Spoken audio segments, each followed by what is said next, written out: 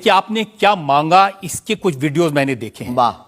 आप लोगों से कह रहे हैं कि आपके पास जितना चाहे दान दे दो, अपना मकान दे दो, फ्लैट दे दो, बंगला दे दो, घोड़ा दे दो, गाड़ी दे दो, सोना चांदी, बैंक, एफडी, मंगलसूत्र, अंगूठी, लुगाई लड़का छोड़ के सब मुझे दे दो। ये हमारा डिस्क्लेमर रहता है दरबार के पहले का। लोगों को जो भावनाएं रहती हैं कि गुरु परंपरा के लोग और साधु लोग दरबार इसलिए लगाते हैं, भगवान को इसलिए रखते हैं कि ये कमाई का जरिया बनाते हैं। और हमने अपने दरबार में बैनर लगा करके वो माइक पर ठोक करके बोलते हैं कि यहाँ किसी भी प्रकार का शुल्क, फीस, दक्षिणा नहीं लगता। पर अगर तुम शिष्य मानते हो अपने आप को और हम गुरु हैं, तो गुरु परंपरा के नाते अगर कुछ भी तुम दे दो, अगर आप भी इंडिया टीवी का ये हाउस हमारे नाम करें, हमें कोई दिक्कत, हमें कोई दिक्कत। और लेते भी हैं, लेना बुरा नहीं है, उपयोगिता बुरी है। लेकर के उसका सदुपयोग करते या दुरुपयोग करते। हम लेते हैं, कोई अगर देता है तो स्वीकार करते गुरु के नाते। हम उस परंपरा से हैं जहां अंगूठा तक दान गुरु को दे दिया जाता है, हम भी लेते हैं। कितना कितना कमा लेते हैं? हमारी तो कोई फिक्स कमाई नहीं है, क्योंकि हमारी कोई कंपनी या बिजनेस नहीं है। कोई चढ़ा जाता है, हमारे पास करोड़ों सनातनियों का प्यार, लाखों करोड़ों लोगों की दुआएं, हजारों संतों का आशीर्वाद, इतनी कोई हिसाब किताब तो रखता होगा ना कि कितना पैसा आया। जितने सनातनी उतनी कमाई, हिसाब आप लगाओ।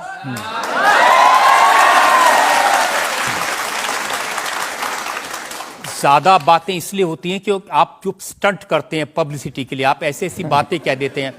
आप कहते हैं कि बिना वीजा के हनुमान जी रावण की लंका में घुस गए थे। ये जो मॉडर्न युवान भाई बहन है, इनको लंका प्रवेश के बारे में बताएंगे तो इनको ये लगता है कि ये घिसी पिटी बातें इनके दादा परदादा बताते रहे, ये बेचारे ऊब गए। इनको कुछ ऐसा चाहिए कि उस अध्यात्म से कनेक्ट हो पाए।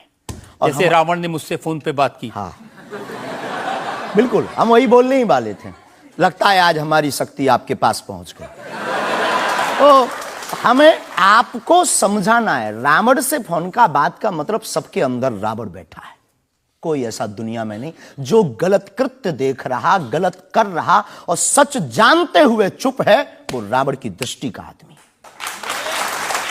तो हनुमान जी लंका गए, इसको इन युवानों को कैसे जोड़े? इन्हें तो वीजा, पासपोर्ट, फॉरेनर ये शब्द पता है। तो इनसे कनेक्ट करने के लिए हमारा अध्यात्म इतना विशाल और इतना अथाह है कि उसमें कुछ भी आप डाल दो वो आप सोच रहे हैं कि आपको अध्यात्म पता है, इनको नहीं पता।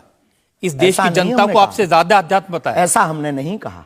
हमें अपने हिसाब का पता है, उन्हें अपने हिसाब का। वो अपने में श्रेष्ठ हैं, हम अपने में अब जो कोशिश कर रहे हैं विद्यार्थी। हमने ऐसा कभी नहीं कहा कि हम श्रेष्ठ हैं, और ये आरोप हमें नहीं लगता कि ठीक है। आपका ये कहना कि मेरे पास एक गधा है जिसमें वाईफाई है और वो प्लेन में भी वाईफाई चलता है, ये मजाक की बातें नहीं है। लोगों की दृष्टि से, भावनात्मक दृष्टि से देखा जाए तो ये बहुत गहरा विषय है। मजाक की दृष्टि से अगर कोई देखेगा तो देखो, जाकी रही भावना जैसी प्रभु मूलत देखी तिन तैसी। भगवान की कोई लीला को सिर्फ रास लीला को उठाते हैं, लेकिन हम तो महाभारत भी उठाते हैं।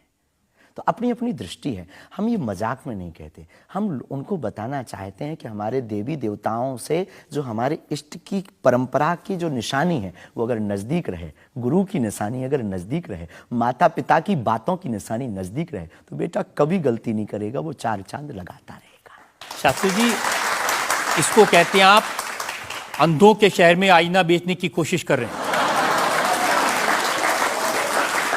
ऐसा हमारा भाव नहीं है, अपितु हमारा भाव ये है कि उस केवल वाईफाई को हम बताते नहीं, उसकी महिमा भी बताते हैं, और दरबार में आने वाले लोगों को उसकी महिमा का अनुभव भी कराते हैं। तो फिर वो जो बात मजाक की है ना, वो फिर अध्यात्म, आस्था, ईश्वर से जुड़ करके नास्तिक भी आस्तिक बन जाता है।